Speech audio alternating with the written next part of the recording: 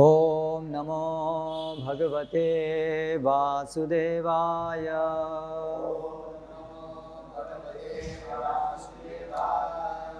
ओम नमो भगवते वासुदेवाय।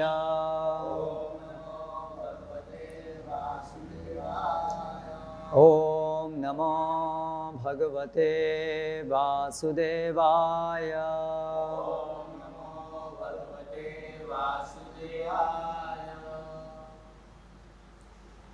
श्रीमद् भागवतम स्कंद 10 अध्याय 25 कृष्ण द्वारा गोवर्धन धारण।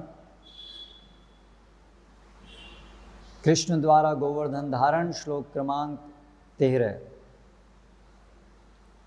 कृष्ण कृष्ण महाभाग त्वत्नाथं गोकुलं प्रभो त्रातुमर्हसि देवात् नः कुपितात् भक्तवत्सल।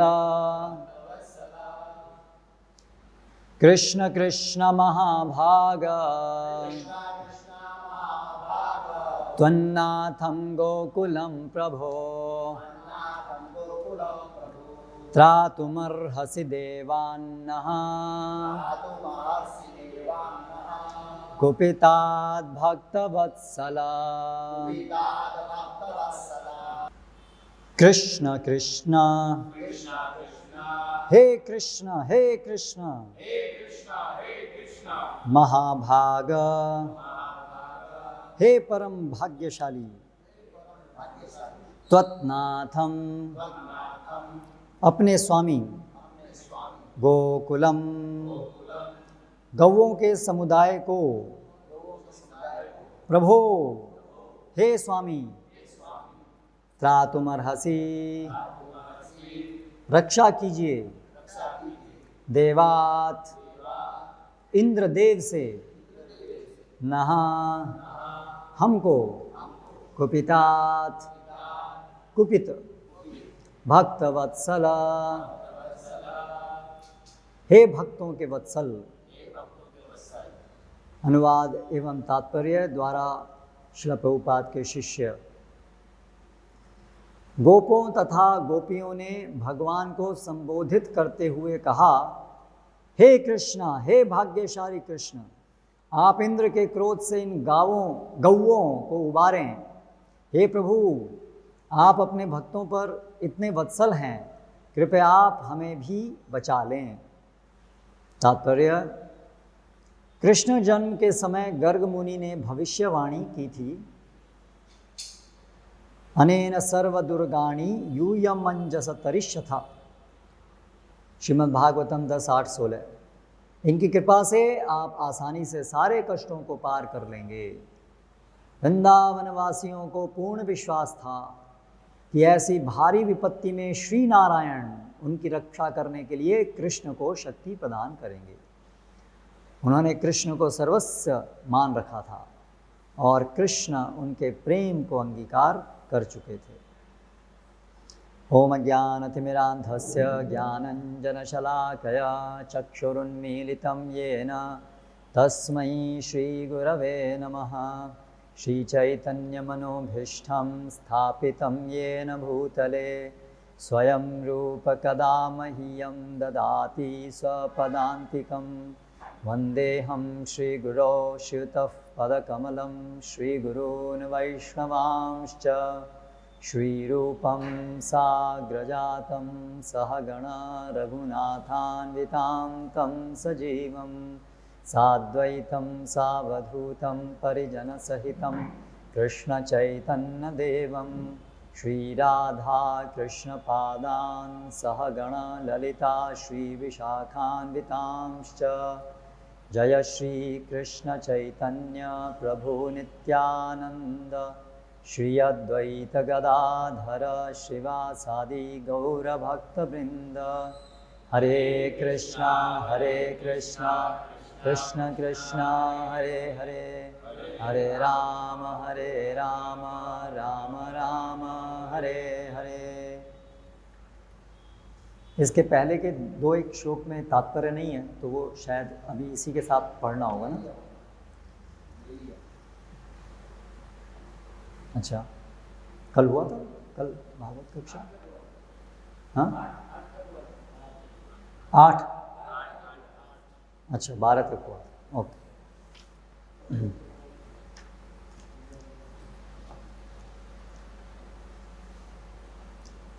तो यहाँ पर संबोधन विभक्ति एक संस्कृत में होती है। जब हम किसी को संबोधन करते हैं तो उसका उपयोग होता है।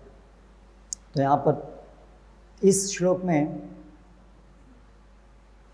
3 जगह पर संबोधन विभक्ति का उपयोग हुआ है।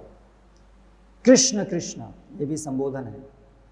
हे कृष्ण, हे कृष्ण, यानी कि यहाँ पर ब्रजवासी कृष्ण को संबोधित करते हैं, बुलाते हैं, हे कृष्ण। जैसे हरे, ये भी एक संबोधन विभक्ति है। हरे, ओ श्रीमती राधा रानी, ऐसे ही कृष्ण कृष्ण, ओ कृष्ण।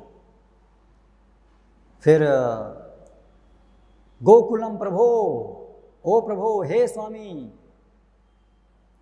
फिर उसके बाद भक्तवत्सला, हे भक्तवत्सल।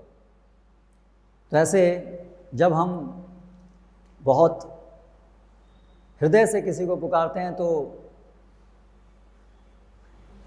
संबोधन बड़ा महत्वपूर्ण होता है। कई बार तो केवल वाक्य में केवल संबोधन ही होता है, बाकी वाक्य कुछ होता ही नहीं है, बाकी सारा वाक्य उससे निहित होता है। जैसे एक बालक माँ को बुलाता है तो बस क्या बोलता है, माँ, और कुछ नहीं बोलता है, बस माँ यही बोलता है। उसके अंदर बाकी सारी जो उसका आशय है वो उसके अंदर निहित होता है, वो क्या बोल रहा है।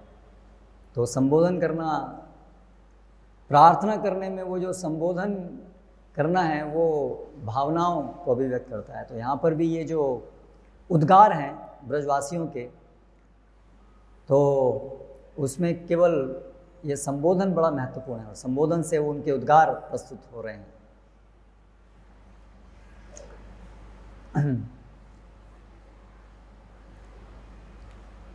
तो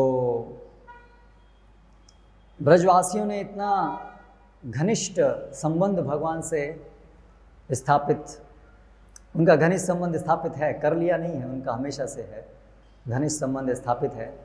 और उस घनिष्ठ संबंध में कैसे भगवान आदान प्रदान करते हैं, भगवान और ऐसे अंतरंग भक्तों का आदान प्रदान कैसे होता है, इसकी झलक हमें यहाँ पर देखने को मिल रही है। श्रीमद् भागवतम का ये हमारे पर बड़ी कृपा है कि श्रीमद् भागवतम के माध्यम से हम ऐसी जो बड़ी भगवान की अंतरंग लीलाएं हैं, बहुत, जिसमें भगवान और भगवान के भक्तों का प्रेम व्यवहार होता है, उसकी हमको झलक मिलती है, जिसके द्वारा हम भी इस प्रकार भगवान से हमारा कब घनिष्ठ संबंध होगा, ऐसी व्याकुलता हमारे अंदर उत्पन्न हो। इस उद्देश्य से भगवान यहाँ आते हैं और इन लीलाओं को करते हैं। और उसके उपरांत ये श्रीमद् भागवतम इत्यादि जो ग्रंथ हैं उसके माध्यम से हमारे पास उपलब्ध रहती हैं। हम आज भी इन लीलाओं का श्रवण करके शुद्ध हो सकते हैं और धीरे धीरे आकांक्षा कर सकते हैं कि हमारे अंदर भी भगवान के प्रति इस प्रकार का प्रगाढ़ प्रेम उत्पन्न होगा। जय श्री कृष्ण, गिरधारी जी की जय। जैसे कल हम चर्चा कर रहे थे वैदिक भक्ति की, तो ये वर्णन है यहाँ पर रागात्मिका भक्ति का। वैदिक भक्ति, रागानुगा भक्ति और रागात्मिका भक्ति। रागात्मिका अर्थ है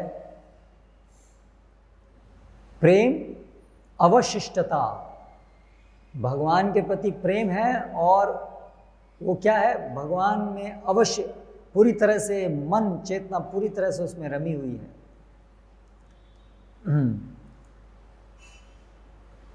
तो ये यहाँ पर देखने को मिल रहा है। जब इंद्र ने वर्षा की तो बहुत सब व्याकुल हो गए, और यहाँ पर उस व्याकुलता में भगवान को स्वाभाविक रूप से पुकार रहे हैं। तो ऐसा प्रतीत हो सकता है कि ये तो लगता है कि मिश्रित भक्ति जैसा लगता है कि अपने कुछ कष्टों के निवारण के लिए हम भगवान को पुकार रहे हैं, ऐसा प्रतीत हो सकता है। कष्टों के निवारण के लिए हम पुकार रहे हैं।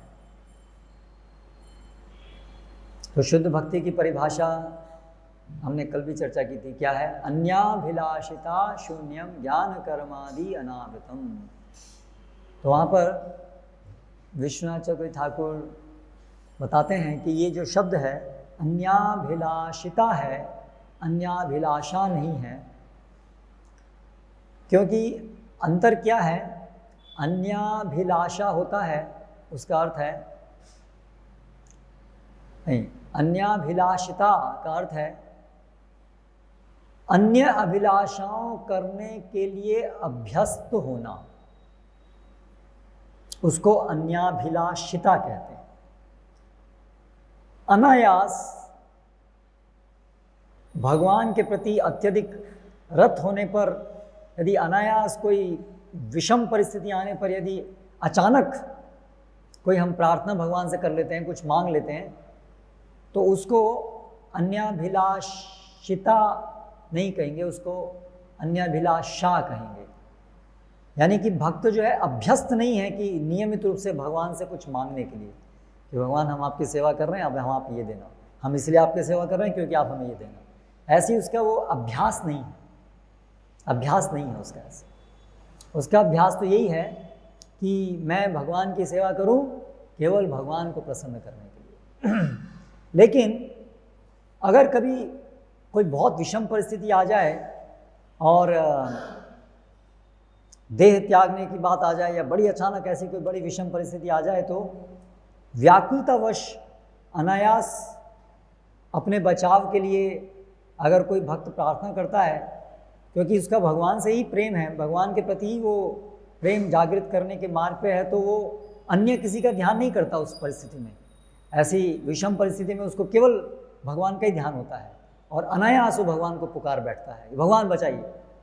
तो वो भी शुद्ध भक्ति के अंदर ही आता है, वो शुद्ध भक्ति के दायरे के बाहर नहीं है।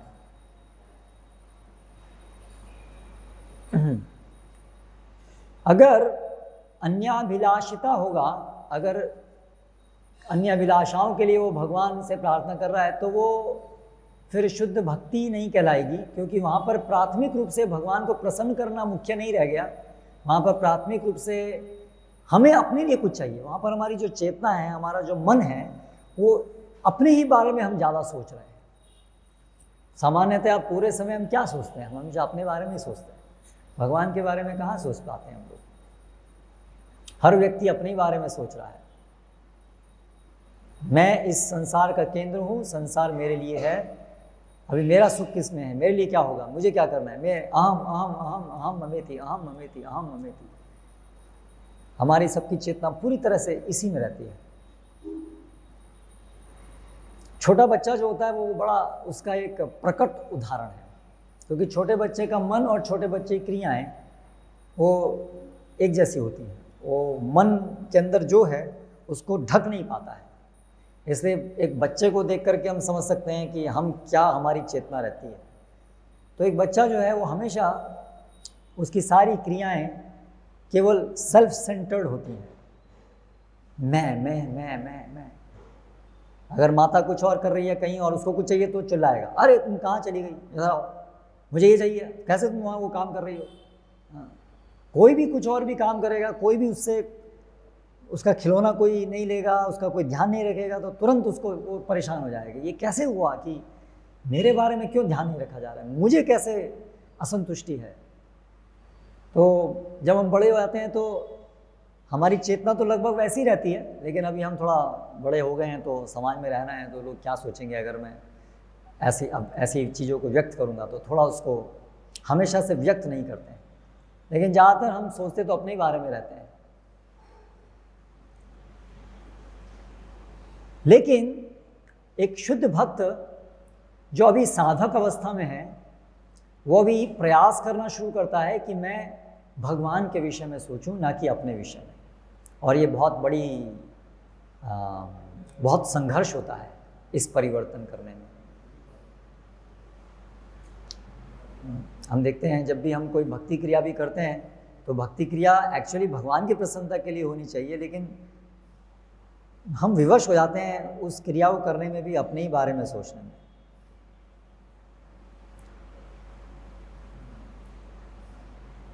अगर हम कीर्तन कर रहे हैं तो हम बड़े कॉन्शियस हो जाते हैं।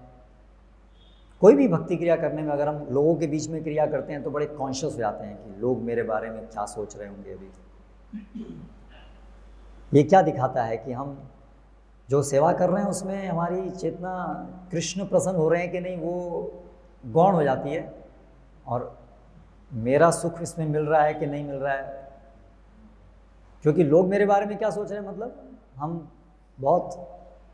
हम अपने बारे में ही सोच रहे हैं। लोग मेरे बारे में क्या सोच रहे हैं, मतलब हम मेरे बारे में सोच रहे हैं।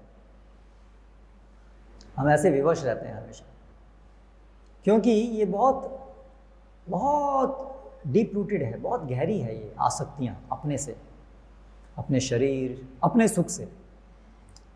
और वास्तव में वो हमारा सुख नहीं है, लेकिन अभी मायावश नते विदु स्वार्थ गतिम ही विष्णु, अभी हम भूल गए हैं कि हमारा सुख वास्तव में क्या है। तो ऐसी हमारी स्थिति है, हम हमेशा सेल्फ कॉन्शियस है, अपने बारे में कॉन्शियस। और विशेष रूप से इस भौतिक जगत में जो सुख है, भ्रामक सुख, वो सबसे अधिक स्त्री पुरुष आकर्षण के द्वारा प्राप्त होता है। इसलिए विशेष रूप से पुरुष जो है वो जब स्त्रियां होती हैं तो बहुत कॉन्शियस हो जाता है, और स्त्रियां भी जब पुरुष होते हैं तो बहुत कॉन्शियस हो जाते हैं, क्योंकि वो उनकी चेतना को सबसे अधिक प्रभावित करता है।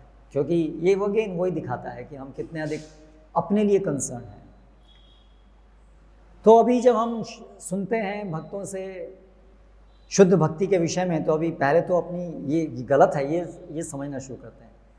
इससे पहले तो ये गलत है यही नहीं पता चलता है, ये तो बिल्कुल सही चीज़ है, यही तो होना चाहिए, अपने बारे में ही तो सोचना चाहिए, इसमें गलत क्या है। संसार में जो भक्त नहीं है उनको तो इसमें कोई त्रुटि लगती ही नहीं है, बिल्कुल बोनाफाइड है, अपने बारे में सोचना चाहिए।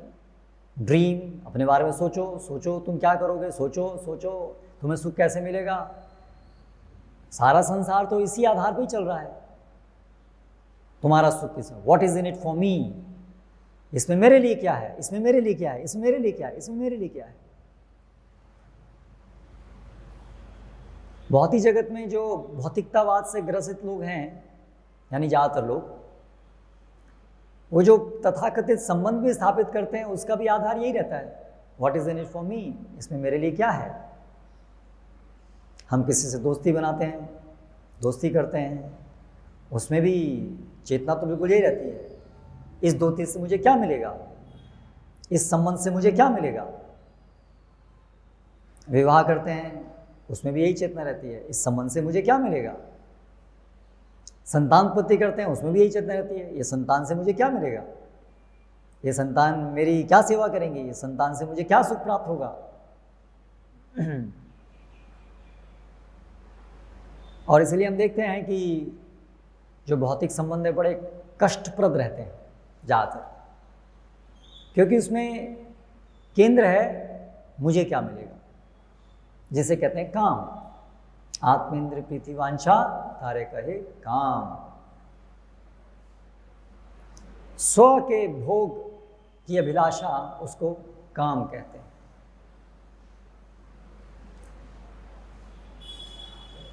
कुछ हद तक हम दूसरों के विषय में सोचते हैं, जहाँ पर थोड़ा सत्वगुण होता है तो वहाँ दूसरों के विषय में सोचते हैं। जहाँ पर तमोगुण रजोगुण है वहाँ पर तनिक भी दूसरे के बारे में नहीं सोचते हैं। अहंकारम दर्पः अहंकारम मैं। इसे हम देखते हैं तमोगुण रजोगुण में ज़्यादातर जो आजकल का समाज है उसमें उसकी बड़ी बढ़ोतरी है। इसलिए लोग अन्यों को कष्ट देने में थोड़ा भी विचार नहीं करते हैं, अपने सुख के बारे में इतने कंसर्न होते हैं कि उसके लिए दूसरों को कितना भी कष्ट दें उनको दिखता ही नहीं कि दूसरों को कष्ट हो रहा है। जैसे लोग मांसाहार करते हैं, कितना अधिक सेल्फ सेंटर्ड हैं कि वो अपने जिह्वा संतुष्टि के लिए इतने जानवरों को कष्ट हो रहा है वो उनको नहीं दिखता है, उसके बिल्कुल अनअवेयर होते हैं। जैसे श्रील प्रभुपाद कई बार वो दृष्टांत देते थे कि एक बुचर था, एक कसाई, तो वो एक किसी जानवर को मारा था, शायद चिकन या कुछ, और उसका बच्चा भी वहाँ था। तो बड़ा वो जो बुचर था वो उसको मार रहा था, बड़ा आनंद अनुभव कर रहा था उसको मारने में, और बच्चा जो है वो रो रहा था उसको देख करके, उस विभत्स दृश्य को देख करके। तो तमोगुण रजोगुण की अधिकता से वो व्यक्ति अपने सुख के बारे में इतना संकुचित है कि उससे जो चिकन है उसको इतना दुख दे रहा है, वो उसको दुख दिख ही नहीं रहा है, उसका बिल्कुल उसको दिख ही नहीं रहा है कि वो दुखी हो रहा है। वो इतना अपने बारे में इतना कॉन्शियस है कि उसे दिख ही नहीं रहा है कुछ। तो ये हम अपने बारे में कितने एब्जॉर्ब हो जाते हैं, अपने ही विषय में एब्जॉर्ब हो जाते हैं, दूसरे को कुछ दिखता ही नहीं है ना। ज़्यादातर लोग धीरे धीरे अधिक से अधिक ऐसी चेतना में जी रहे हैं, इसलिए बड़े बड़े युद्ध होते हैं, लोग एक दूसरे को मार देते हैं, एक्सप्लॉइट करते हैं, शोषण करते हैं एक दूसरे का, क्योंकि उन्हें थोड़ा सा भी उनकी चेतना में आता ही नहीं है कि दूसरा भी कोई एग्जिस्ट करता है। उनकी धारणा यही होती है कि संसार में ईश्वरोहम अहम भोगी, सब मेरे लिए ही है और किसी का कोई है ही नहीं, कोई नॉन लिविंग। तो ये हमारी चेतना से अभी हम आते हैं और भक्तों के संग में सुनते हैं कि नहीं, एक्चुअली ये सब बकवास है।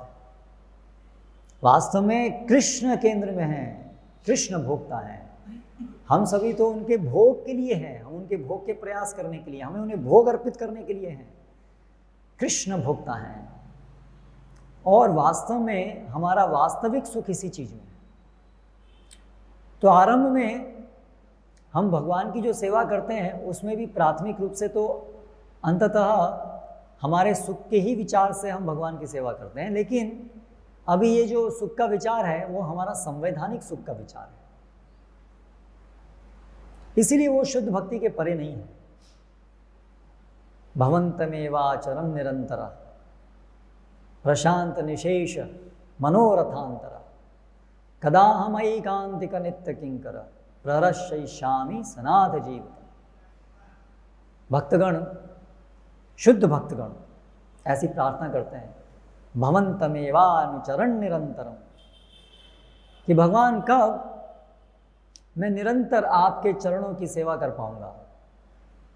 प्रशांत निशेष मनोरथांतरम, और ये उस समय जो मन के अंदर की सारी भौतिक इच्छाएं हैं, अपने सुख की इच्छाएं, भौतिक सुख, भौतिक स्तर पे जो सारी मेरी सुख की इच्छाएं हैं, प्रशांत निशेष, वो प्रशांत हो जाएंगी, वो शांत हो जाएंगी, शमित हो जाएंगी, नहीं रहेंगी, निशेष समाप्त हो जाएंगी।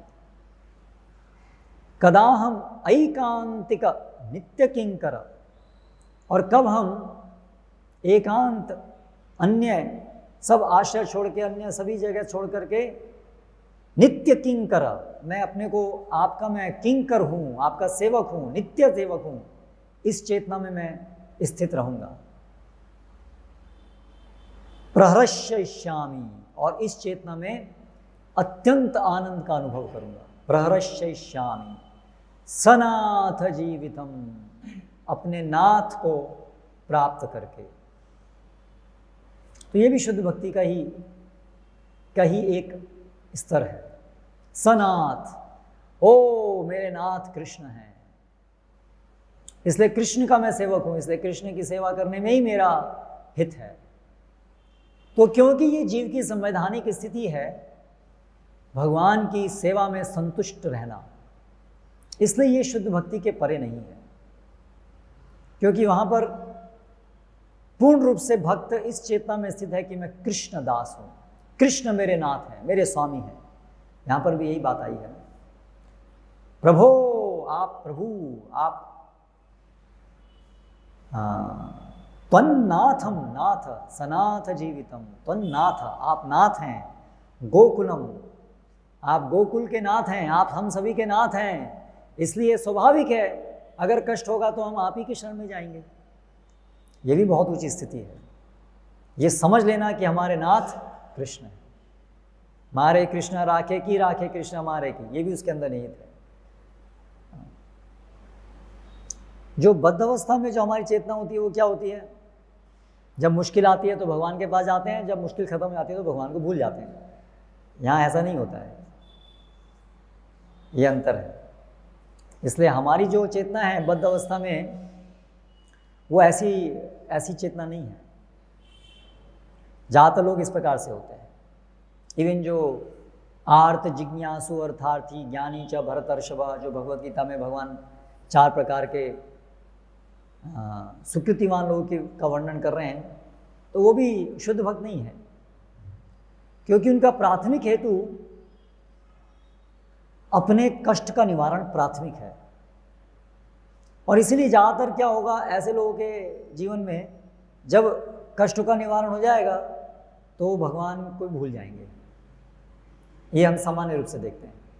जब लोग कष्ट में होते हैं तो पुण्यशाली लोग भगवान श्री कृष्ण के पास आते हैं, लेकिन जब कष्ट समाप्त हो जाते हैं तो फिर भगवान के प्रति इतना इंटरेस्ट नहीं लेते हैं। कुंती महारानी भी ऐसे ही बोलती हैं कि ये सब दुख जो हैं वो आए, क्योंकि दुख आने से हम आपके प्रति हमेशा हमारा स्मरण रहेगा। और जो लोग जन्म ऐश्वर्य श्रुतिषि भी एदमान मदपुमान, जो जन्म ऐश्वर्य श्रुत श्री इससे एदमाद मदपुमान, जो मदमस्त हैं, इन चीज़ों से बड़ा आनंद का अनुभव करते हैं इन चीज़ों में, वो भगवान न रहसी, वो हृदय से आपको नहीं पुकार पाते, वो हृदय से आपको नहीं पुकार पाते। वो संतुष्ट अनुभव करते हैं भौतिक चीज़ों में, इसलिए वो हृदय से आपको नहीं पुकार पाते। लेकिन भगवान के जो भक्त हैं वो भले ही उनके पास कितना भी ऐश्वर्य क्यों ना हो, उनके पास कितना भी सुंदरता क्यों ना हो, उनके पास भौतिक सुख को भोग करने की कितनी सामग्री भी क्यों ना हो, लेकिन वो उन्हें उनकी सेवा से पथ भ्रमित नहीं करती। जिस विषय में एक बहुत सुंदर श्लोक है, जन्म कर्म वयो रूप विद्यैश्वर्य धनादिभिः यदि अस्य न भवेत स्तंभस तत्रायम मदनुग्रहः। भगवान कहते हैं यदि कोई व्यक्ति जन्म कर्म वय रूप विद्या ऐश्वर्य धन आदि इन सब को प्राप्त करके भी न भवेत स्तंभः, उससे गर्वित नहीं होता है, इन सब चीजों को प्राप्त करके भी यदि इनसे गर्वित नहीं होता है, तत्र अयम मद अनुग्रह, तो समझ लेना चाहिए कि मेरा अनुग्रह उसके ऊपर है। ये भगवान का अनुग्रह है। ऐश्वर्य होना भगवान का परम अनुग्रह नहीं है क्योंकि जन्म ऐश्वर्य श्रुतिषि भी एदमाद मदपुमान, क्योंकि वो तो मद उपस्थित करता है, अहंकार, और अहंकार चित्त होइया नित्यानंद पाशरिया, भगवान को हम भूल जाते हैं। तो वो ऐश्वर्य अगर भगवान को हम भगवान को उससे भूल जाएं तो फिर वो कैसे भगवान का अनुग्रह है? वो तो हमारी जिद है, हमें ऐश्वर्य चाहिए, इसलिए भगवान ने कहा ठीक है आपको चाहिए आप ले लो। लेकिन भगवान का वास्तविक अनुग्रह क्या है? यस्याहम अनुग्रहामि हरिष्ये तद्धनम शनै शनै, वही भगवान बताते हैं कि मेरा विशेष अनुग्रह तो है, यदि कोई थोड़ा भक्ति है विशेष रूप से तो उसका मेरे सेवा में ही उसकी रुचि है, लेकिन थोड़ी सी आसक्ति इस ऐश्वर्य से भी है तो मैं उससे ऐश्वर्य छीन लेता हूँ, जिससे वो पूरी तरह से मुझ पर आश्रित हो जाता है। उसके आगे की ये स्थिति है कि जब जन्म कर्म वय रूप इत्यादि होने से भी उसको आसक्ति नहीं है। जैसे हम देखते हैं बलि महाराज। बलि महाराज के पास सब कुछ था जो भी इस जगत में सोचा जा सकता है प्राप्त करने के लिए। इंद्र को भी उन्होंने पद से हटा दिया था, लेकिन जब भगवान वामन के रूप में आए तो उन्होंने तुरंत उनके गुरु की बात को न मानते हुए सर्वस्व भगवान की सेवा में लगा दिया, इसलिए उनको आसक्ति नहीं थी। ऐसे ही वो वृत्रासुर और इंद्र परेशान हो गए, अरे मैं बहुत त्राही क्या है। लेकिन वृत्रासुर जो हैं वो असुर योनि में थे, लेकिन फिर भी वो भगवान का चिंतन, भगवान के बारे में उनको तनिक भी उनका आश्रय नहीं खोए वो। तो ये मद अनुग्रह है कि ऐश्वर्य, धन इत्यादि हमें भ्रमित नहीं करे। सामान्य रूप से बड़ा भ्रमित करने वाला होता है, हम बड़े संतुष्टि का अनुभव करते हैं इन चीज़ों को प्राप्त करने में। तो इस तरह से हम सभी साधकों के लिए ये बहुत बड़ी जंग है कि हम कैसे अपने इस सेल्फ सेंटर्ड, अपने ही विषय में जो हम सोचते रहते हैं, अपने इंद्रिय भोग के प्रति इतने अधिक आसक्त हैं, उससे हम कैसे निकलेंगे। हम क्यों भगवान का सतत चिंतन नहीं कर पाते हैं, ये प्रश्न कई बार हमारे मन में आता है। क्यों भगवान का चिंतन नहीं होता है? क्योंकि हम अपने इंद्रिय भोग में अत्यधिक आसक्त हैं, इसलिए हमें भगवान का चिंतन नहीं होता है। जब तक ये हमारे इंद्रियों के इंद्रिय सुख के प्रति आसक्ति क्षीण नहीं होगी, तब तक हमें भगवान का चिंतन नहीं होगा। और दूसरी तरफ भी है, जब तक भगवान की ऐसे आसक्ति प्रगाढ़ नहीं होगी, तब तक ये इंद्रिय भोग की आसक्ति भी समाप्त नहीं होगी। ये दोनों तरह से चलता है। जब हम कुछ हद तक भक्ति में प्रवेश करते हैं तो हम देखते हैं कि स्थूल रूप से तो इंद्रिय भोग की लालसाएं थोड़ी साधना करने पर समाप्त हो जाती हैं स्थूल रूप में, लेकिन सूक्ष्म रूप में वो जो आसक्तियां हैं वो बनी रहती हैं और वो हमें बहुत परेशान करते हैं। उससे हमारा जो चित्त है वो कृष्ण में नहीं लगता है, हमेशा विचलित होता रहता है। जैसे दीपक की लो जब वायु चल रही होती है तो स्थिर नहीं रह पाती है, तो उसी प्रकार से ये जो थोड़ा सा भी इंद्रिय भोग की चेतना हमारी भावना रहती है, उससे कृष्ण में हमारा मन स्थिर नहीं रहता है। इसलिए कृष्ण में मन स्थिर रहना ये उन्नत अवस्था का लक्षण है, और ये तभी होगा जब कृष्ण के प्रति हमारी आसक्ति प्रगाढ़ होगी। इसलिए भक्ति के प्रगति में जो क्रम है, आदौ श्रद्धा तथा साधु संग अतः भजन क्रिया स्यात् अनर्थ निवृत्ति ततो निष्ठा तथा रुचिस। तो अनर्थ निवृत्ति के बाद में निष्ठा आती है, लेकिन ये अनर्थ होने की वजह से हमारे अंदर निष्ठा नहीं है और इसलिए फिर रुचि नहीं है। तो क्रमिक विकास होगा, लेकिन हमें समझना होगा कि ये इस स्तर पे हमें जाना है और अभी हम बड़ी निम्न अवस्था में हैं। तो इंद्रिय भोग से पीड़ित हैं, कम से कम अभी फिर समझना चाहिए कि इससे निकलना है, और इससे निकलने का उपाय है कृष्ण अगर हमें आकर्षित करेंगे तो ही हम इस सूक्ष्म सूक्ष्म अति गहरे इंद्रिय भोग की लालसाओं से निकल पाएंगे। उस पर भी हम कृष्ण पे ही निर्भर हैं। जब तक कृष्ण हमें आकर्षित नहीं करेंगे तब तक हम इंद्रिय भोग के आकर्षण से नहीं बच सकते।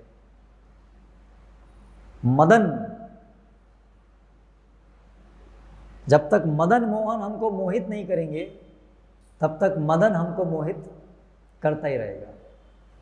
जय श्री श्री राधा गिरधारी भगवान की जय।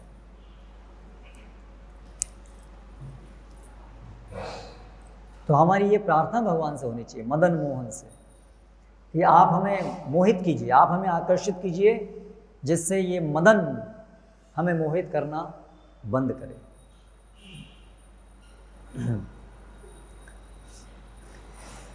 तो जब हम ऐसी प्रार्थना करेंगे और गंभीरता से ऐसे सब प्रयास करेंगे, मदन को इनवाइट नहीं करेंगे, भगवान को आमंत्रित करेंगे, भगवान आप मेरे हृदय में बैठिए। भगवान अभी हम आपके हैं, जैसे हनुमान जी, सॉरी विभीषण के संबंध में भगवान राम बोलते हैं, जब विभीषण आए थे उनकी शरण लेने के लिए, तो उनके जो सब वानर थे कई, वो लोग भी ऐसा विचार व्यक्त कर रहे थे कि सावधान रहना चाहिए, ये रावण के कैंप से आ रहा है, पता नहीं इसकी क्या इच्छा है, ये बोल तो रहा है कि मैं आपकी शरण लेने आया हूँ, लेकिन पता नहीं इसके मन में क्या है। तो वहाँ पर भगवान राम कहते हैं, नहीं, ये मेरा स्वभाव है, जो भी तवा अस्मि, मैं आपका हूँ, एक बार भी यदि ऐसा बोलता है तो मैं उसको स्वीकार करता हूँ। तो ये भगवान की भक्त वत्सलता को दिखाता है। यहाँ पर ये शब्द आया है, भक्त वत्सल, भगवान भक्त वत्सल है। अगर कोई एक बार भी भगवान को पुकारता है, भगवान अभी हम आपके हैं, अभी हम आपकी शरण में आना चाहते हैं, तो भगवान जैसे एक गाय बछड़े के ऊपर कितनी वात्सलता रखती है, ऐसे ही भगवान थोड़ी सी भी यदि किसी के अंदर सिंसियरिटी है, निष्कपटता है, थोड़ी सी भी निष्कपटता है, और थोड़ी सी निष्कपटता से कोई भगवान को पुकारता है, तो भगवान उसकी तरफ ध्यान आकर्षित भगवान का होता है।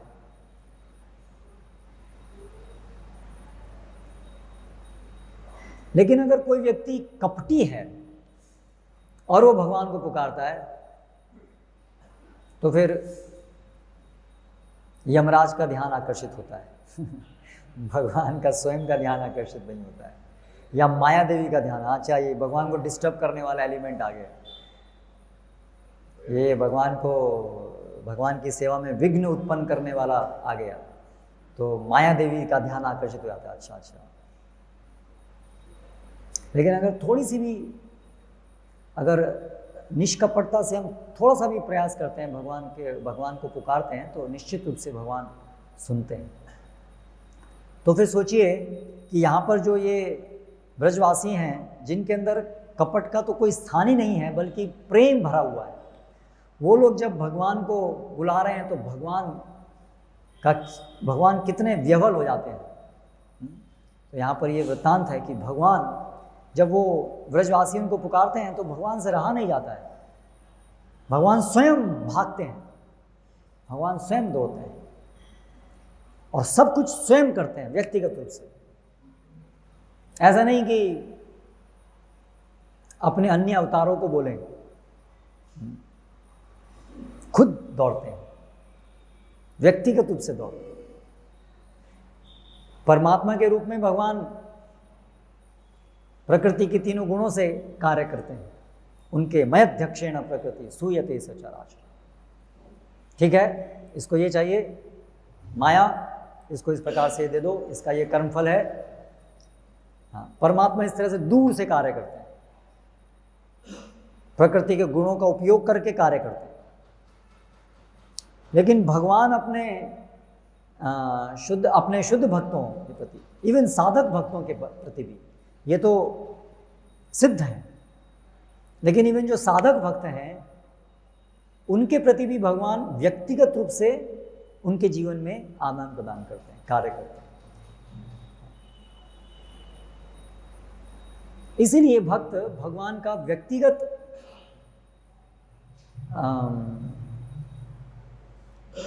आदान प्रदान अनुभव कर पाते हैं साधक अवस्था में। तो ये भगवान की भक्त वत्सलता है कि हम कितने अभी भक्ति के लिए थोड़ा सा ही प्रयास कर रहे हैं, ज़्यादातर तो अनर्थों से ही जूझ रहे हैं। भगवान के प्रति प्रेम तो बहुत दूर दिखता है, केवल एक थोड़ी सी एक निष्कपटता है अगर है कि वो प्रेम हम प्राप्त करना चाहते हैं, भगवान की सेवा हम पूरे मन से कर पाएँ बिना किसी कपट से, ऐसी अभिलाषा है। थोड़ी सी उस अभिलाषा से भी भगवान, क्योंकि भक्त वत्सल हैं, वो हमें इंद्रिय भोग और माया के जाल से हमको बचाते हैं और धीरे धीरे हमारी प्रगति होती है। विशेष रूप से आज के इस कलयुग के समय में जितना प्रदूषित वातावरण है, हमारी पूरी चेतना प्रदूषित है, उसमें भी ये थोड़ा सा पुकारने से भी भगवान हमें इतनी प्रगति प्रदान कर रहे हैं कि हम बचे हुए हैं, हम बच पा रहे हैं। हम इस बड़े ही प्रदूषित वातावरण में रह कर के भी हम बचे हुए हैं और धीरे धीरे प्रगति कर रहे हैं। इससे ये प्रकट होता है कि भगवान कितने भक्तवत्सल हैं। ये जो गोपगण हैं, उन्होंने तो सर्वस्व भगवान को निछावर कर दिया है, तो उनसे तो भगवान आकर्षित होंगे, ये तो फिर भी समझ में आता है। लेकिन हमारे ऊपर भी भगवान कृपा कर रहे हैं, ये तो बहुत अचरज की बात है। हम ऐसे लोग जो भगवान का नाम भी, हम भगवान को पुकारने का प्रयास करते हैं हर रोज, एक बार भी ढंग से नहीं पुकार पाते हैं, ऐसे हम हैं। सोते सोते पुकारते हैं, बिना ध्यान के पुकारते हैं, फिर भी भगवान कुपित नहीं होते हैं। सामान्य व्यक्ति कितना कुपित हो जाए, नहीं ऐसा कोई हर रोज बुलाए और अनादर करे उनका, तो कितने पर नाराज हो जाए कोई व्यक्ति। बुलाता है मेरे को, अभी भगा देता है, बुलाता है भगा देता है, बुलाता है भगा देता है। सोच सकते हैं आप, अगर हमारे साथ कोई ऐसा करे तो हम सहन कर पाएंगे उसको? कर पाएंगे? हमें कोई बुला रहा है, अभी जाओ जाओ जाओ जाओ यहाँ से, लेकिन हम हर रोज ऐसा करते हैं। हर रोज ऐसा कर रहे हैं, लगभग ऐसा ही कर रहे हैं। फिर भी भगवान जो है वो, चलो ठीक है, थोड़ा बुलाने में थोड़ी सी गंभीरता है, कभी कभी थोड़ा सोचता तो है बुलाने में, तो भगवान फिर भी ठीक बाबर आते हैं, तैयार है भगवान, ठीक कोई बात नहीं। तो इसलिए भगवान की ये भक्तवत्सलता है। तो अगर हम इसका विचार करें तो हमारा मन द्रवित होना चाहिए, हमारा हृदय द्रवित होना चाहिए कि भगवान कितने दयालु हैं। और इसलिए हमें भी दृढ़ निश्चय होना चाहिए कि हम ये अपना जो अन्य सारी आसक्तियां हैं उससे निकलने के लिए भरसक प्रयास करेंगे, भगवान से हृदय से प्रार्थना करेंगे और भगवान की से मांगेंगे कि हमें हमारा मन भगवान की सेवा में ही निहित हो, अन्य सभी चीज़ों से हमारा मन निकाल दीजिए, हमें अन्य चीज़ों में रस आना बंद हो जाए। एक भक्त ऐसी प्रार्थना करेगा, उसको कम से कम उसकी प्रार्थना होनी चाहिए कि भगवान ये मुझे बहुत आनंद मिल रहा है इस जगत में, वो आनंद खींच लीजिए आप, उसको ड्राई कर दीजिए, उसको समाप्त कर दीजिए, तब शायद जाकर के मैं आपसे हृदय से आपको पुकार पाऊंगा। ऐसी वो कम से कम प्रार्थना करता है। और फिर आशा है धीरे धीरे एक दिन ऐसा आएगा जब हम इस प्रकार से प्रगाढ़ रूप में भगवान से प्रार्थना कर पाएंगे। तो ये सब ब्रजवासी हैं, इनको वास्तव में अपनी कोई चिंता नहीं है। ये ऐसा प्रतीत होता है कि ये लोग अपने बारे में चिंतित हैं, वास्तव में अपने बारे में चिंतित नहीं है। ये सब भगवान के प्रेम का एक प्रकटीकरण है। जैसे हम देखते हैं जो गोपियां हैं, वो ऐसा प्रतीत होता है अपने बारे में बड़े स्वयं के इंद्रिय भोग के बारे में ही सब कार्य कर रही हैं, अपना श्रृंगार करती हैं। जैसे भौतिक जगत में स्त्रियां अपना श्रृंगार करती हैं, ऐसा प्रतीत होता है गोपियां भी ऐसा श्रृंगार करती हैं। भौतिक जगत की स्त्रियों को उनकी चेतना होती है कि कोई भौतिक जगत का पुरुष उनसे आकर्षित हो और इसके द्वारा एक संबंध स्थापित हो और उस संबंध से अंततः वो इंद्रिय भोग कर सकें, ये चेतना है। लेकिन जो व्रज गोपिकाएं हैं, उनकी ये चेतना नहीं है जब वो अपनी साज सज्जा करती हैं। उनकी चेतना है क्योंकि श्री कृष्ण प्रसन्न होते हैं हमें देख करके, केवल इसलिए हमें अपने को सजाना है।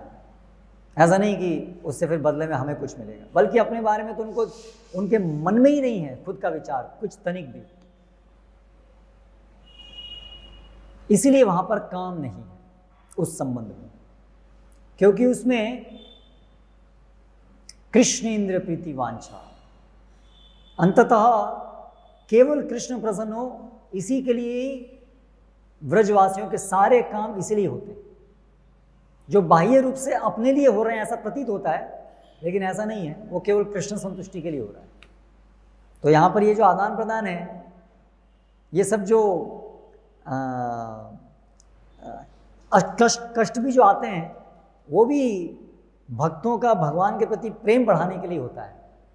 और फिर भक्त ऐसे पुकारते हैं जिससे भगवान को बड़ा आनंद आता है कि अभी मेरे पास चांस है भक्तों को बचाने का। भगवान को उससे बड़ा आनंद होता है, क्योंकि साधुनाम हृदयम मह्यम, साधवो हृदयम मह्यम साधुनाम हृदयम तो हम मदन्यते न जानन्ति ना हम तेपि मनागपि। भगवान कहते हैं साधुओं के हृदय में, साधवो हृदयम मह्यम, मेरे हृदय में साधु हैं, और साधु नाम हृदयम तो हम, और साधुओं के हृदय में केवल मैं हूँ। मदन्यते न जानन्ति, मेरे बिना वो और कुछ नहीं जानते हैं, ना हम तेपि मनागपि, ना ही मेरे मन में उनके प्रति उनके अलावा और कुछ है। तो ये दोनों के बीच में एक बड़ा स्ट्रॉन्ग बॉन्ड है, और इस आदान प्रदान के लिए ये ऐसे जो परिस्थितियां हैं वो उस आदान प्रदान के लिए उत्प्रेरक हैं। जब भक्तों को कष्ट आएगा ऐसा, तो भगवान को मौका मिलेगा अभी अपना भक्त वत्सलता दिखाने का। तो इसलिए भगवान को बड़ा आनंदित करता है ये भक्त वत्सल। भगवान बड़े आनंदित होते हैं, अपने भक्तों के प्रति वत्सलता का प्रदर्शन करके भगवान को आनंद होता है। तो इसलिए जब गोप गोपीगण पुकारते हैं भगवान को, भगवान बचाइए, तो वो भगवान प्रसन्न होंगे वत्सलता का प्रदर्शन करके, इसलिए वो पुकारते हैं। और उसके लिए वो कोई कैलकुलेशन नहीं करते हैं, ये प्रेम व्यवहार है, ये अपने आप होता है। तो इसलिए इस दिव्य प्रेम व्यवहार को समझने के लिए हम कुछ हिंट हमें आ सकता है, कुछ बुद्धि का उपयोग करके, एक स्तर की शुद्ध चेतना में बुद्धि का उपयोग करके कुछ हद तक हम इसको समझ सकते हैं। लेकिन इसका पूर्ण अनुभव तो हम तभी कर पाएंगे जब हमारे हृदय से भी समस्त प्रकार की जो भौतिक आसक्तियाँ वो समाप्त होंगी और भगवान की सेवा के प्रति आसक्ति प्रगाढ़ होगी, तभी हम वास्तव में इसमें कुछ प्रवेश कर पाएंगे इस आदान प्रदान में। अन्यथा केवल एक बौद्धिक स्तर पर समझ सकते हैं, लेकिन अनुभव नहीं कर सकते हैं उसका। हरे कृष्ण। समय समाप्त हुआ। इस विषय में यदि किसी का कोई प्रश्न है तो आप पूछ सकते हैं। श्रीमद् भागवतम की जय, श्रील प्रभुपाद की जय।